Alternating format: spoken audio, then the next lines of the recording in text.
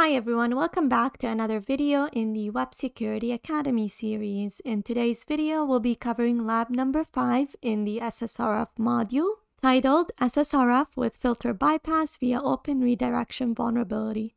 Alright, before we continue with the video, I'd like to announce that this video is part of a course that I offer on my academy. Now you might be wondering, why would I buy a course that is made available for free on YouTube? Well, there are 4 reasons why you might want to do that. Number 1 is that you gain early access to recorded material. As soon as I record new videos, I make them available through my course right away. Whereas on YouTube, they'll only be released on a weekly schedule. Reason number 2 is that you gain access to a Discord channel where you can ask questions. The Discord channel is divided into topics that we cover in the course, and if you run into any issues, you get to ask questions about anything related to the course material. Reason number 3 is that you no longer have to deal with YouTube ads or sponsor messages. And last but not least, reason number 4 is you get to support me. Any revenue generated from this course will go back into maintaining the academy and creating more videos and courses that will be made available for free on my YouTube channel. So if you're interested in buying the course, make sure to check out the link in the description. And that is it. Let's go back to our video. If you do not have an account on the Web Security Academy, you can get one by visiting the URL portswigger.net/websecurity and clicking on the sign up button. I already have an account and I am logged in, so to access the exercise, I'm going to click on Academy, go down, select the learning path, go down, select server-side request forgery, go down one more time, and select lab number 5 titled SSRF with Filter Bypass via Open Redirection Vulnerability. Alright, let's get started. This lab has a stock check feature which fetches data from an internal system. To solve the lab, change the stock check URL to access the admin interface at 192.168.0.12, running on port 8080/admin, and delete the user Carlos. The stock checker has been restricted to only access the local application, so you will need to find an open redirect affecting the application first. Alright, so our vulnerable feature is the stock check functionality,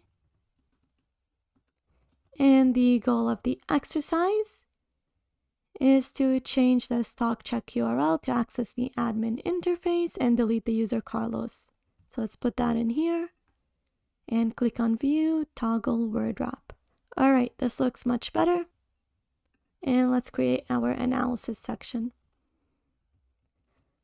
Alright, so the defense for SSRF has been implemented correctly over here, and so we can't use any of the techniques that we used in previous labs. Instead, we're going to have to find an open redirect vulnerability that will allow us to perform an SSRF exploit. So let's right click and access the lab. And in the meantime, open up Burp Suite Professional. So I'm using the professional version of Burp because I want to use the render feature when it comes to requests. However, that's not necessary in order to complete the exercise. So if you don't have the professional version, it's completely okay. You could use the community edition. Let's hit OK and put it over here and go to the proxy tab. Alright, let's set our browser to send requests to Burp and click on View Details for the first product. Hit forward, forward again. Alright, and if we go down, we've got a check stock feature, so let's click on that and send this one to repeater. That's the check stock feature that we've been dealing with in the past couple of labs. So send to repeater. But notice over here, so first let's forward. And then notice over here, there's also a next product. So let's click on that and send this to repeater as well. That's a new functionality that we didn't see in previous labs. So let's forward it one more time and set intercept to off. Now go back to repeater and let's name our tabs. So this was the check stock feature and this was the next product feature.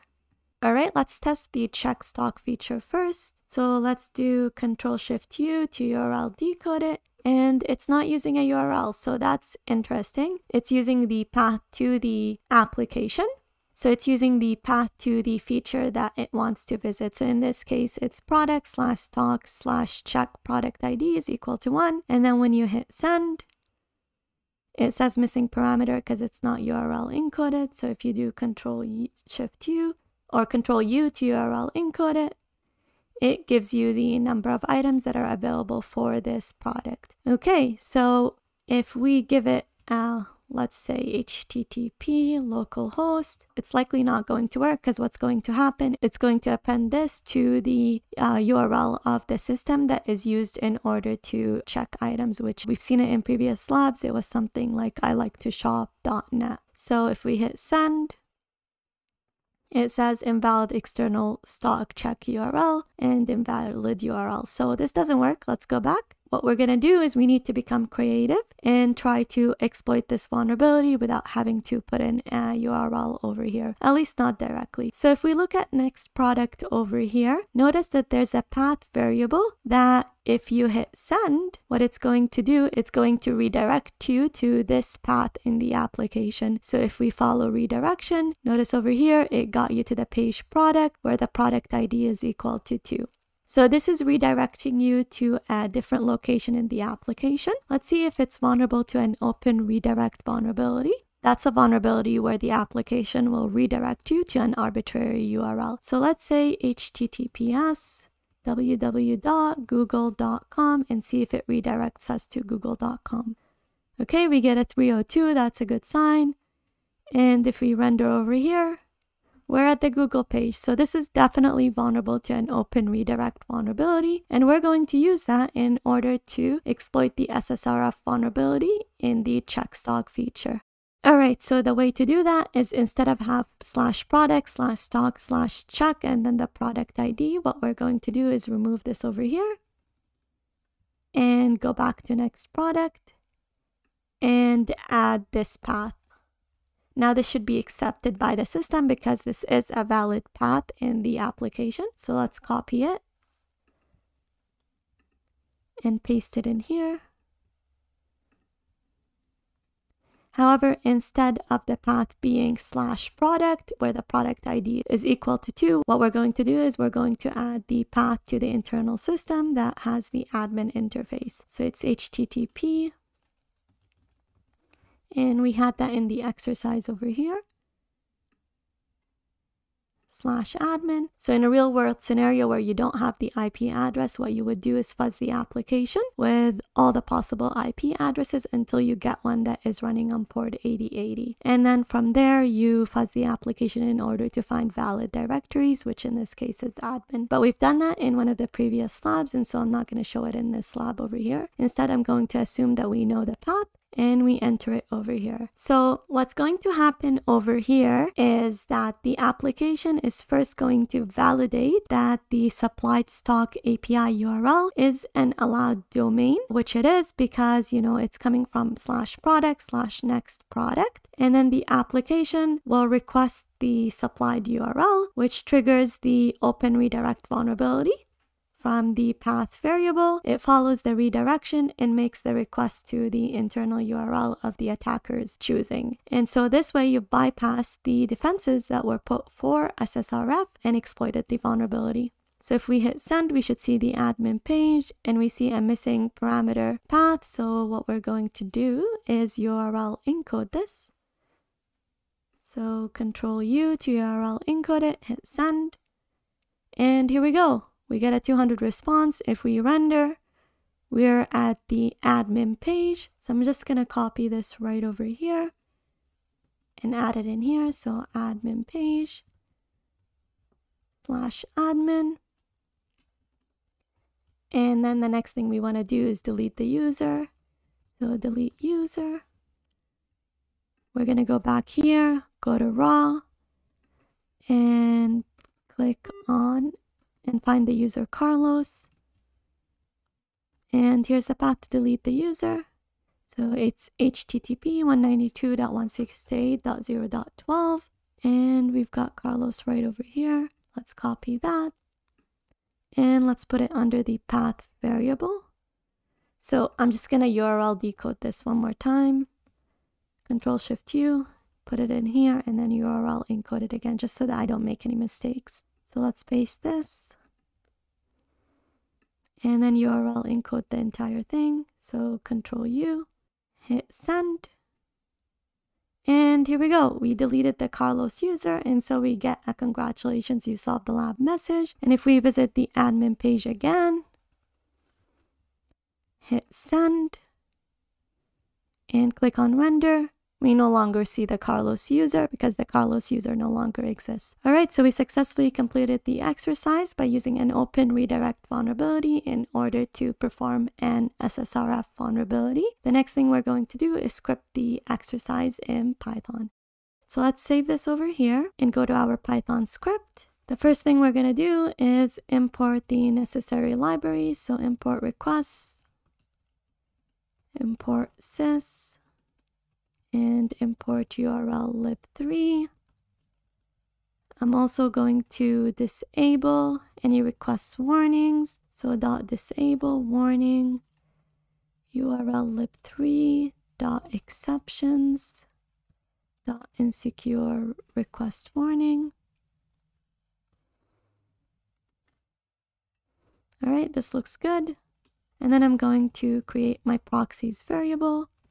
And what that will do is it'll allow me to send all the requests that the script is making to burp. And that helps when it comes to debugging the application in case it doesn't work. So 127.0.0.1, and it's on port 8080.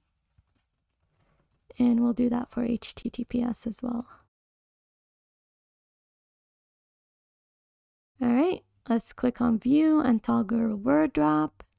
That looks much better. Next, we're going to create our main method. So if name is equal to main, then call the main method. And we'll create that right over here. So if the length of the command line arguments that you used in order to run the program is not equal to 2, then print the following messages. The usage instructions, which is running the program using the program name, followed by the URL. I'm also going to print example instructions just so that it's completely clear. Again, name of the program followed by an example URL. So let's say www.example. And then I'm going to exit the program because you ran it incorrectly. And assuming you do run it correctly, I'm going to take in the first command line argument and save it in a variable called URL. And then I'm going to print the message deleting Carlos user. And in order to do that, I'm going to call a function called delete user that takes in the URL. All right, let's implement that function. So def delete user URL. First, we're going to create a variable called delete user SSRF payload. And that's going to be the payload that is used in order to delete the user, which is this one over here. However, this one is URL encoded. And what's going to happen is that the request libraries is going to encode whatever variable we use over here. So we need a decoded version of this one. So if we go back to burp, put it in here, go back. And I'm going to do Control-Shift-U to URL decode it. And copy this entire thing over here.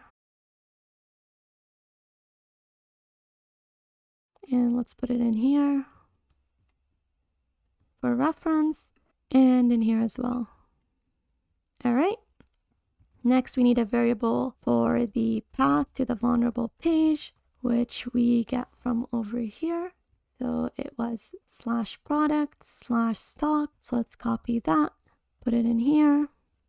And then we've got a params variable, which is the parameters that are included in the request. And we only have one, which is stock API. So copy that, put it in here. And the value of the stock API is going to be the delete user SSRF payload.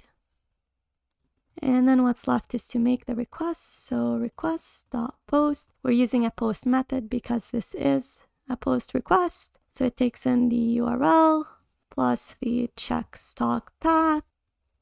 And then it takes in the parameters to the request, which is params.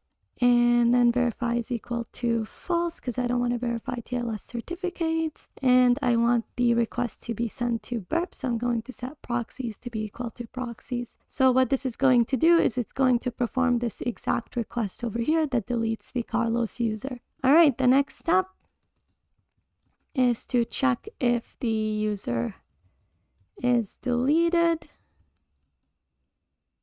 And the way we're going to do that is by creating another variable called admin page SSRF payload. And that one was the second request that we made where we called the admin page to see if the Carlos user is still available on the page. Again, this is URL encoded, so we're going to do Control-Shift-U to decode it. Let's copy it, put it in here. And let's save it in our notes as well for future reference. All right, this looks good. Next, we need a params2 variable. And again, that's going to be stock API. And it'll be the admin page SSRF payload. And then we're going to make our request. So request.post. It would be URL plus check stock path. Data is going to equal to params2. And then verify will be equal to false. And proxies is equal to proxies. And then we're going to confirm that the user is deleted by saying if Carlos is not in r.text, so the response text, then print successfully deleted Carlos user. Otherwise, print